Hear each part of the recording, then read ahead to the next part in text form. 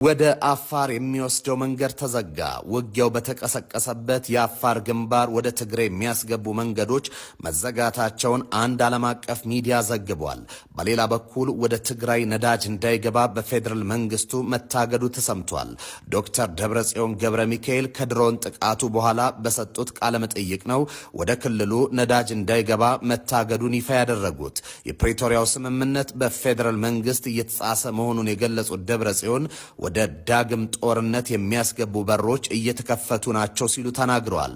አፋር አዋሳኝ ላይ ያከማቸውን የጦር መሳሪያ በድሮን ጥቃት የወደመበት ህወሓት ሊቀመንበሩ ዶክተር ደብረጽዮን ገብረ ሚካኤል ለጠቅላይ ሚኒስትሩ ሰሞነኛ ማብራሪያ ዘግይተው መልስ ሰጥተዋል። ደብረጽዮን ከጠቅላይ ሚኒስትር አብይ አህመድ እስከ ጌታቸው ረዳ የትግራይ ጠላት አድርገው ወንጅሏቸዋል። ደብረጽዮን ከድሮን ጥቃቱ በኋላ አዲስ በሰጡት ቃለ መጠይቅ እንደ ቀድመ 2013 የጦርነት ዋዜማ ነዳጅ ወደ ትግራይ እንዳይገባ ገደብ መጣሉ አስታውቀዋል። የፕሪቶሪያው ስምምነት በፌዴራል መንግስት እየተጣሰ መሆኑን የገለጹት ደብረጽዮን ወደ ዳግም ጦርነት የሚያስገቡ በሮች እየተከፈቱ መሆኑን ጠቁመዋል። ደብረጽዮን በሚመሩት የህወሓቱ ልሳን ወይን ጋዜጣ በሰጡት ቃለ መጠይቅ ላይ ጠቅላይ ሚኒስትር አብይ ለፓርላማ ማብራሪያቸው ዶክተር ደብረጽዮን ምላሽ ሰጥተዋል። ደብረጽዮን ምላሽ የሰጡበት ጉዳይ በፕሪቶሪያው ስምምነት ባለቤት ህወሓት ሆኖ ሳለ ጠቅላይ ሚኒስትሩ ለነጌታቸው ረዳ ሰጥተዋል ሲሉ ወንጅለዋል። ጠቅላይ ሚኒስትሩ በፓርላማው ፊት ፕሪቶሪያ ስምምነት ዋና ተደራዳሪዎችና ፈራሚዎች እነጌታቸው ረዳና ጀነራል ጻድቃን ገብረትንሳኤ መሆናቸውን መግለጻቸው ይታወሳል። ህወሓት የምርጫ ቦርድን ህግን አክብሮ ወደ ፓርቲነት ካልተመለሰ የስምምነቱ ባለቤት ሆኖ የመቀጠሉ ጉዳይ ጥያቄ ውስጥ እንደሚገባም አመላክተው ነበር። ለጠቅላይ ሚኒስትሩ ማብራሪያ ምላሽ የሰጡት ደብረጽዮን ለብልጽግና ገብረዋል ባላቸው ሰዎች ላይ ህወሓትን አላውቅም ብሎ መቀጠል አይቻልም ብለዋል። አምባሳደር ሬድዋን ሁሴንና ጌታቸው ረዳ ይፈርሙት እንጂ የስምምነቱ ባለቤቶች ህወሓትና የፌዴራል መንግስት መሆናቸውን አስታውሰዋል።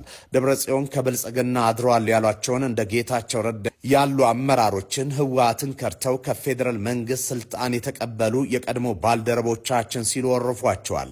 ህወሓት ክህደትን በመፈጸም በተደጋጋሚ የከሰሳቸው ጌታቸው የጊዜ አስተዳደሩ ፕሬዝደንት እያሉም ከብልጽግና ወገን ነበሩ ሲሉ ወንጅሏቸዋል። በእነ አቶ ጌታቸው ረዳ በኩል የተጀመረው ተፈናቃዮችን ወደ ወልቃይት የመመለስ ጥረት እንደማይቀበሉም ደብረጽዮን ገልጸዋል። ጌታቸው ረዳ የብልጽግና ሹመኛ እንጂ የትግራይ ወኪል አይደለም ያሉት ደብረጽዮን ከትግራይ ወገን ያሉን አካል በተፈናቃዮች ጉዳይ እጁን ማስገባት የለበትም ብለዋል። በወልቃይትም ሆነ በራያ እነ ጌታቸው ረዳ ትግራይን ወክለው መደራደር እንዲያቆሙ ደብረጽዮን አስጠንቅቀዋል።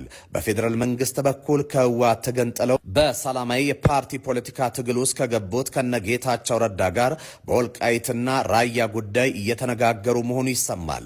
ይህ በእንዲህ እንዳለ ከአፋር ወደ ትግራይ የሚወስዱ መንገዶች ተዘግተዋል።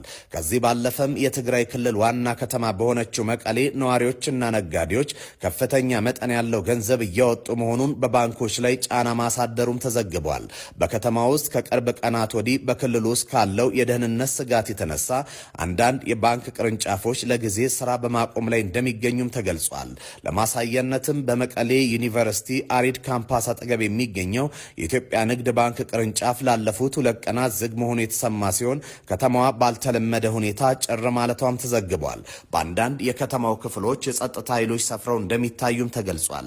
ትግራይን ከተቀረው የኢትዮጵያ ክፍል ጋር የሚያገናኘው የትራንስፖርት የንግድ መስመሮች በሙሉ ባለፉት ቀናት መዘጋታቸውን የዘገበው ብር ሜትሪክስ ድረገጽ ይህም የጅቡቲን ኮሪደር እንደሚያካትት አስረድቷል።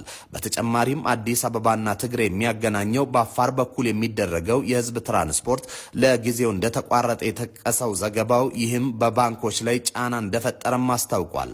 አንድ የኢትዮጵያ ንግድ ባንክ ሰራተኛ ለዜና ምንጩ ሲናገሩ በመቀሌ ከተማ የሚገኙ ቅርንጫፎች ተጠቃሚው በከፍተኛ ሁኔታ ገንዘብ እያወጣ በመሆኑ የብር እጥረት እያጋጠማቸው መሆኑን አስረድቷል።